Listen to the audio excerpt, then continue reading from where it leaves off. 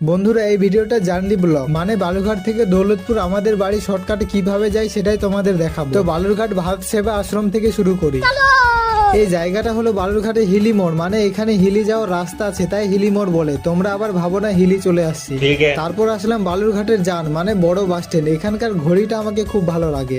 এবার একটু তেল ভরে নিই কারণ আমাদেরকে অনেক দূর যেতে হবে। আমাদের দক্ষিণ দিনাজপুরে বাস করে বালুরঘাটে কেউ আসেনি এরকম হয়তো আর একটাও লোক নেই। দক্ষিণ দিনাজপুরের সব থেকে বড় শহর, শুধু বড় না দেখতেও খুব সুন্দর সুন্দর সুন্দর পার্ক আছে। কিছু মনে করো না, সবাই এখন এগুলোই খুঁজে তাই বললাম।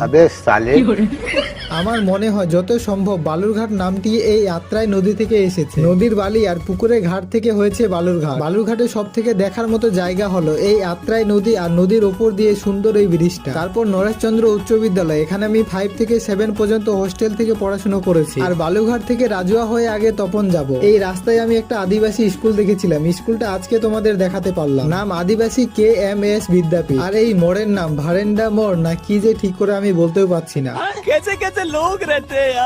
তারপর এই যে সেই ব্রিজটা তোমরা অনেকে হয়তো চেনো তাই না। আর এই বড় গাড়িটা আমাদের অনেকক্ষণ ধরে পাউডার মাখালো না, নিজে জোরে যাচ্ছে না আমাদেরকে পার হতে দিচ্ছে।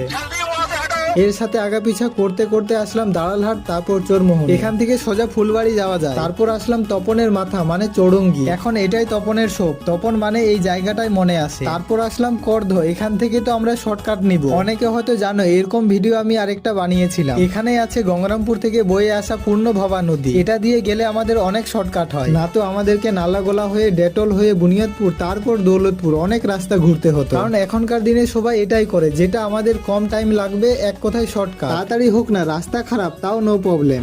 এই গ্রামের রাস্তায় যেতে যেতে আমাদের চোখে পড়ে বলিপুকুর টিচার ট্রেনিং কলেজ, অনেকে বিএড কলেজ বলে। আর এই হাট খোলাটা জানি না কেন আমাকে এত সুন্দর লাগে।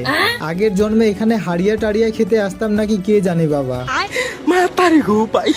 সাথে এই জায়গাটাও ভালো লাগে, তাহলে হয়তো এখানে আমার ভালোবাসা মানুষের সাথে দেখা করতে আসতাম নাকি। এই জায়গাগুলোতে বসে বসে হয়তো দুজনই গল্প করতাম। ইস কি সময় ছিল গো।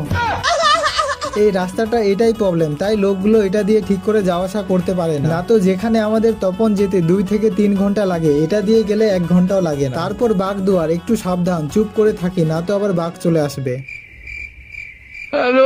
তারপর আমাদের দিনাজপুরের লাস্ট স্ট্যান্ড মানে সিঙ্গাদহ, এটা পার করে কিছুটা দূর গেলেই পাবে মালদা ডিস্ট্রিক্ট। তারপর গাঙ্গরিয়া স্কুল, যেটা আমাদের বাড়ি থেকে কাছে কিন্তু আমি পড়িনি। আমি শুধু পড়েছি বিছানা থেকে, তাও আবার ঘুমাতে ঘুমাতে।